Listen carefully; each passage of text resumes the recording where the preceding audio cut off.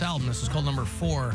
Oh, is that? And then they did one more with Scott Weiland before they broke up and he died, right? Because he went to Velvet Revolver after that, I think. But underrated album from STP called Number 4. It was kind of a return to their original.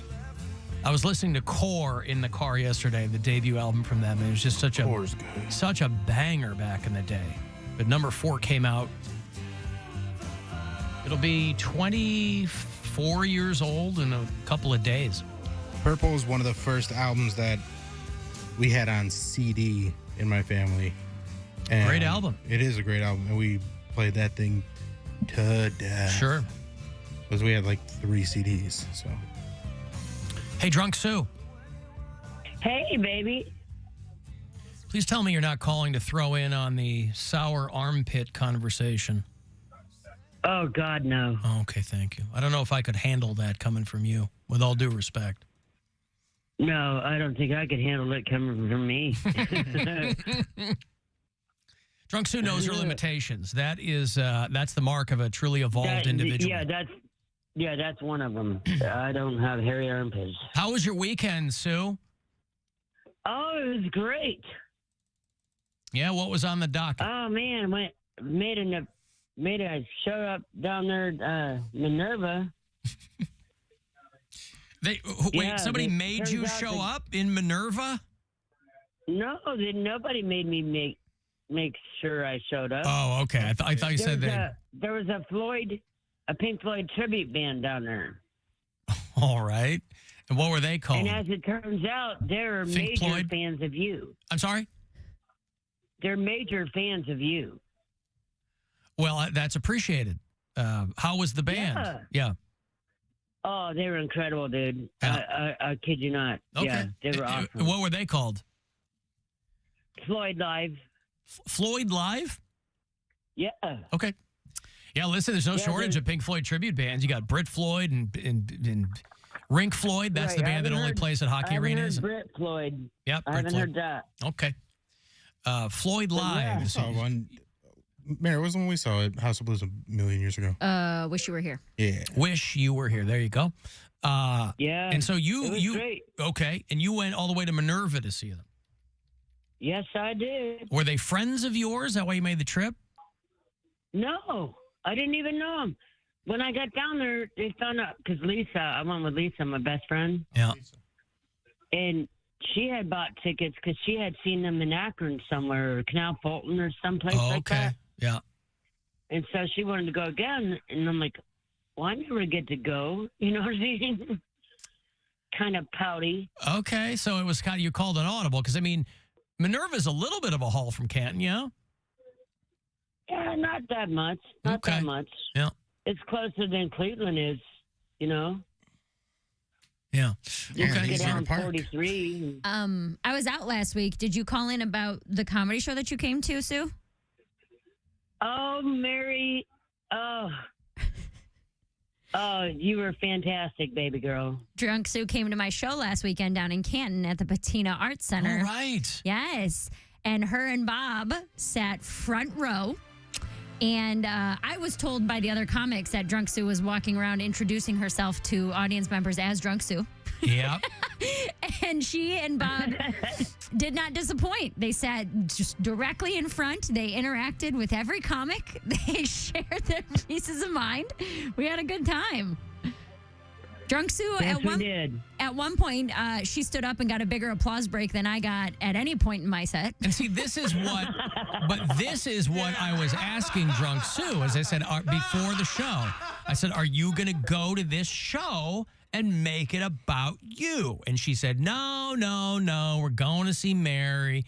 And sure enough, that's what it was. Drunk Sue wanted the attention. It wasn't being associated with the show. Mary called me out. She said, Drunk Sue's here. And I just stood up and waved, and everybody went, yay! Yeah, it wasn't the whole time, but... You were talking to the comics when they were on stage, yes. Sue. Yes, you talked to comics that weren't me. Right. That's poor form at a performance. She was not drinking her Four Locos. I think she was just drinking regular Budweiser. Were you yelling at Floyd live the whole time they were playing? Oh my gosh, they were so good. Have you seen Poundcake's band Twink, Floyd? No. Oh, they're all skeleton-faced white boys. Oh, dreams. Oh my goodness, that sounds. Talking about wish you were terrifying. here. Hey-oh. Wish you were here. Yay! Right time of the year for that, right? Indeed. Okay, so, but everybody had fun. Mary's being very diplomatic with you. But She was a good time. She was. She had some one-liners. She got a zinger in on me. I asked her. She had come back from the bathroom, and I acknowledged it because she had to walk in front of the stage to sit down in her chair. I was like, "Oh, there's Drunk Sue." She just got back from the bathroom, and she turned around. I was like, "Hey, everybody, I'm Drunk Sue." And then I asked her, I was like, "How long did it take you to get here?" And she goes, "I just had to go down the stairs and like around the corner." I was like, "Not from the bathroom, you bitch." That's a good response. See, and she didn't even mean to do that. She thought you meant from the bathroom. She zinged it so fast. I was like, "You ass." You got me on that one. Yeah. She said she only lived like a half mile from there or I forgot all something. about that. Yeah, that was funny. That's crazy that you forgot about that. Yeah, her and Bob were yucking it up. Bob is I don't know why I pictured Bob as like a chubby old man, but he is a thin fella with a beard and glasses. Yeah, he and Drunk Sue are on that same diet. Yeah. It's 4 Locos and eggs. Yeah. But it's great to see you guys. Thanks for coming. Oh man, it was great to be there too, baby girl. Yeah, we had fun. All right. Thank you, Sue. All right, then shout out for Jake and them down in Tabitha and then down in. I guess I live in the southwest end of Canton here, but not too far from me. Okay. So God bless them. I had a really good time. Okay, good. Thank you, Sue. All right, love you guys. Love you too. Drunk Sue. I don't know what the hell she's talking about, but okay. She was, I knew that was going to happen. And I know that you were going to be like, hey, there's Drunk Sue. It'd be nice. Yeah, well. But you knew she was going to be yelling at the comics. She wasn't. It was the type of heckling that isn't like. Heckling. There's not supposed to be a saying. type of heckling from Drunk Sue. There's a at your certain show. type of heckling in comedy that I don't think is meant to be problematic. She was like having a good time and agreeing. So they would say something and she'd be like, "Oh my God, I do that." Like, so she was like laughing. That's not helping. I know. It wasn't helping, but like loudly agreeing or being like, "Bob, that's so you." You but know, that like is, that yeah, kind because of that thing. is them being like, I'm part of the show now, so it's a little aggravating, but people do it, and there's levels of it for sure. And if it's quick and over with, then it's not a problem. I got heckled during my merch plug at the show I did in Wadsworth, the Great Oaks Tavern in Wadsworth. Great place, by the way. Very cool staff. Very very fun show. And I was doing like my posters and talking about my special coming up December 22nd, 2 months away. And I start to go into my final bit, and this guy goes, "Hey, what about the Alan Cox Show? You got to tell people to listen to the Alan Cox Show." And I was like, that's a great point. So thank you, Andy, for reminding me. Well, why would you do that at your stand-up show? Cross promotion, bro. Cross promotion. Well, no, but I'm just saying it's not going to make me mad if you don't do it at your show. Well, I didn't think it would, but I was like, but I thought it was just the funny thing. He's like, "Hey, you got to tell these people to listen to the Alan Cox Show. You read on the Alan Cox Show." So I was like, I'll send this guy an edible arrangement. Yeah. There you go. So thank you, Andy. Definitely hit the remote button more than women, wouldn't you? Really? That is so true. Yeah. Men don't care what's on TV. Men only care what else is on TV. Yeah, right on. Yeah. Women really want to see what the show is before they change the channel. That is so true. Yes. That's why men hunt and women nest.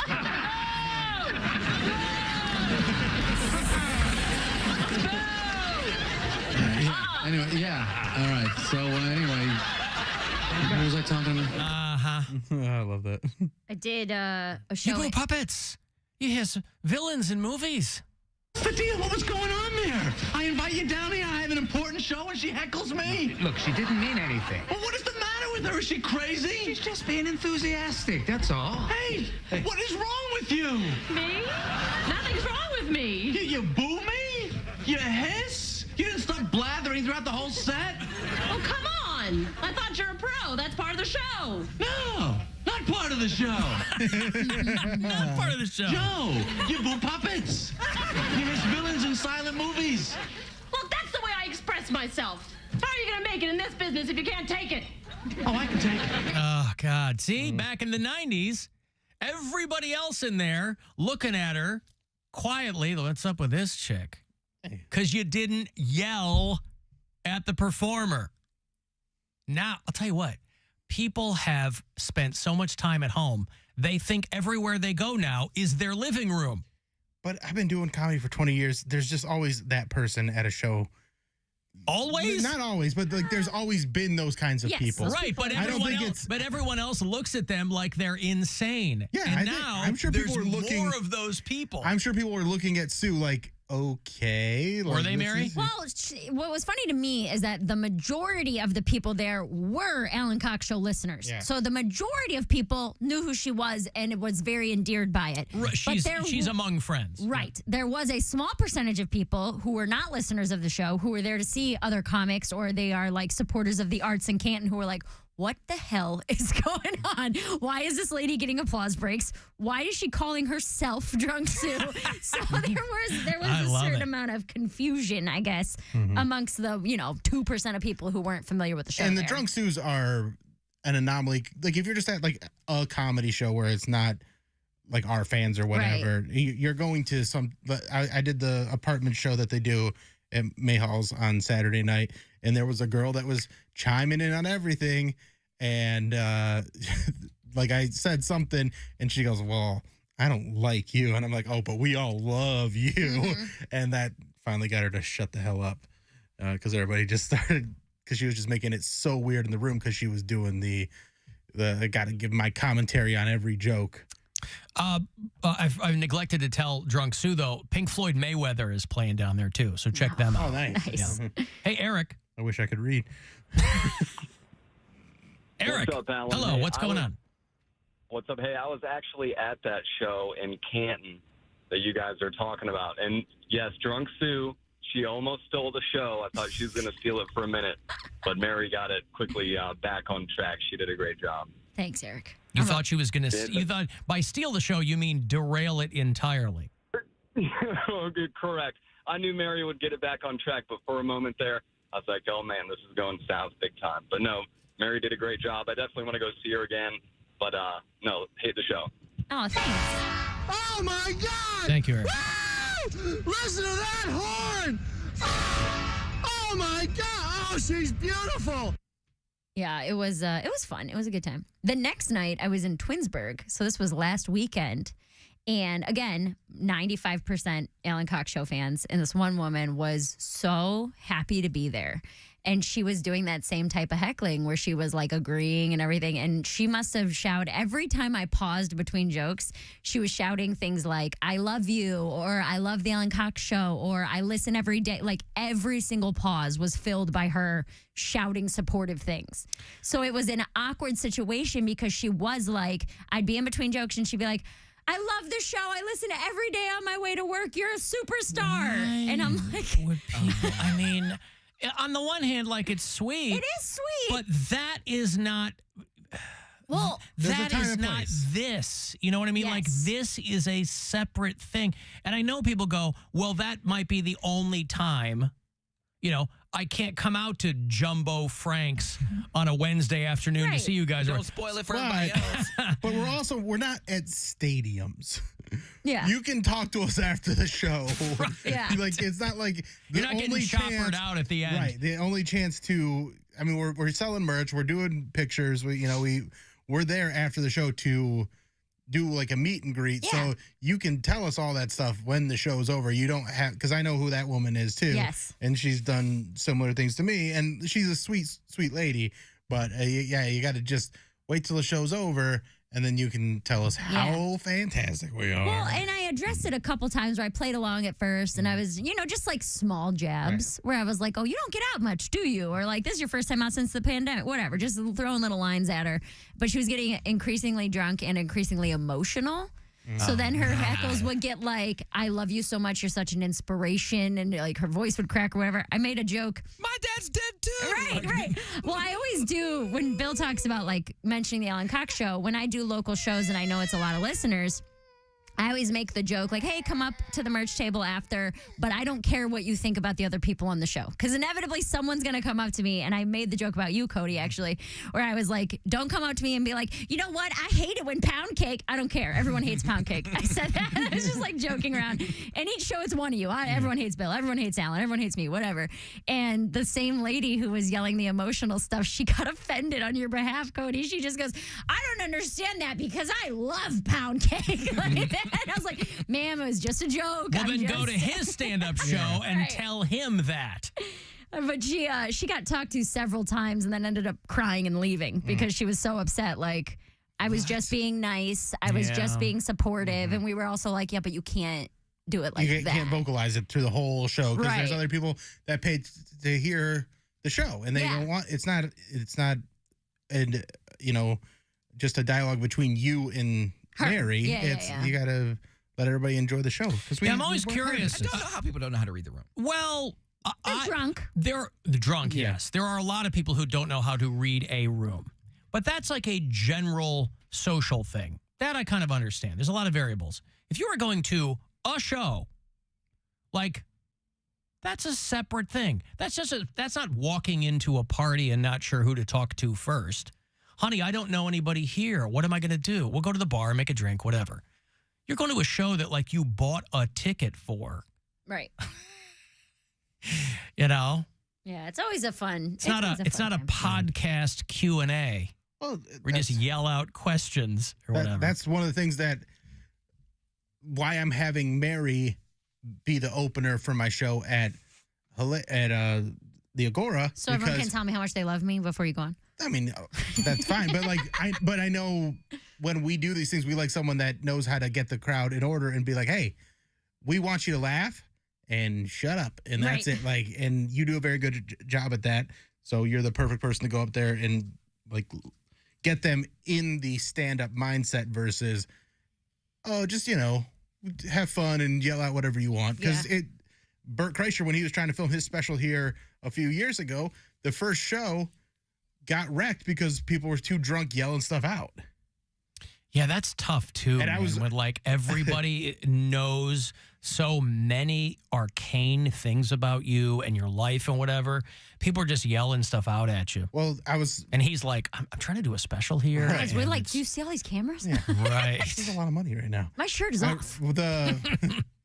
The guys that were just here from Workaholics, This Is Important podcast. Yeah. There were people on Reddit talking about seeing them in Cleveland because the Cleveland episode just aired, and people were like, oh, those people in Cleveland are so annoying. And everybody that was at the show was like, it wasn't everybody. There was like 4 dudes that wouldn't shut up. Oh, yeah. I mean, we were in like the second row, and it was great. I mean, I don't remember people like yelling out, but they're not constantly anyway. Yeah. But again, that's also like a podcast recording is different than a stand-up show. I mean, you guys might not realize this. It is all pre-prepared, right? Mm-hmm. Like, they know what they're going to say, and they want to perform what they've written. Bert Kreischer, great example. Like you said, when the shirt comes off, it's go time. Your mouth is closed. Time to be quiet, yeah. It's time to be quiet. Shirt off, mouth closed. Mouth closed. Yeah. Your contribution is laughter. But people are excited and they want to, they're having fun. Yeah. But we appreciate y'all coming out and just having a good time. Of course. That show that I did in Wadsworth was one of the best shows I've had. And like, I've had great shows. But when was that? That was Saturday in Wadsworth, and it was just a fantastic crowd. They were just on it. I was doing basically what I'm going to do for the special recording, and everything just hit exactly how I wanted. I was thrilled about that. By the way, I got to make myself a note, or Cody, do it for me. Next time Dr. Ryan Berglund is here, make sure to ask him what a watt's worth. Okay. Thank you, pal. Gross. That's going to reflect very well on you, by the way, when you join the Breakfast Club. I mean, yours has got to be up there, even though you took the bullets out of the gun. Who, me? Yeah, because you got that super sperm. Yeah, I know. No, the super sperm dies with the vasectomy. It's not super anymore. You can always get it reversed. Alan Cox. Super Spur. If he falls on hard times after Poundcake leaves the show, everything falls apart. Hard times. And then you got to start. How will I ever get along? Hawking loads to make ends meet. He's going to get on OnlyFans. Wouldn't that be something? Take this, hairy armpit lady. That's when Alan finally starts selling nudes, is when you're off the show, Cody, and you don't get to see him. That's right. I'll be all over selling OnlyFans. Yeah, he's going to have that New York City money, though, so he's going to be able to subscribe. Yeah. I would support it. For the love of Cox.com or something like that. Patent pending, trademarked. AC crumb catcher, but something that rhymes. Wait, what? I ain't catching it. I'm selling it. You know what it is. Uh-huh. By the way, thank you to whoever sent me this guy, because I always get on the tear with the Pittsburgh accent. And we got into something last week. I was like, oh, no, whatever. Somebody sent me this high school football referee in Pittsburgh, and it's glorious. Oh, my God. 10-yard penalty from the previous spot. Result of the play will be a first down. You play first down. 15 yards from the end of the run. First down. Personal foul. Defense, number 58. 15 yards from the end of the run. Result, first down. 5-yard penalty, still first down. Love that guy. First down. Oh, because we got onto the Pittsburgh episode of Cops. Yeah.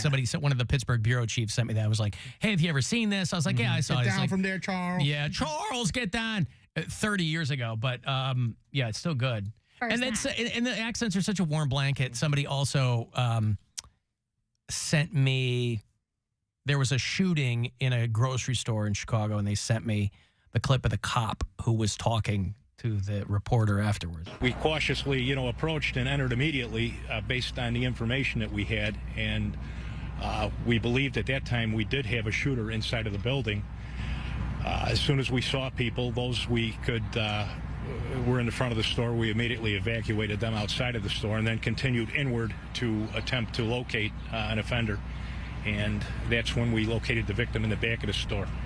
Big at a store. Again, it's not that bears. Yeah. It's not super thick, but it's just, there, yeah. It's like a warm mug of tea for my soul. Hear those Chicago cops. So we entered the place and we found him in the back. Yeah, we don't know where he is, but yeah, guy in like what is, it's called Mariano's. It used to be called Dominic's. It's like the primary Chicagoland grocery store chain. It's like Giant Eagle around here. A guy walks in, shoots his girlfriend in the middle of the grocery store. Which happened to Giant Eagle. He takes off. What's that? Remember that happened at a Giant Eagle not that long ago. Yeah. Right in the produce section, probably. I got to take a break here. You want to go to that Machine Head show? If you're down with the metal, they're on the road with Fear Factory. And so I'll have tickets for you for that all week. So if you want to go see Machine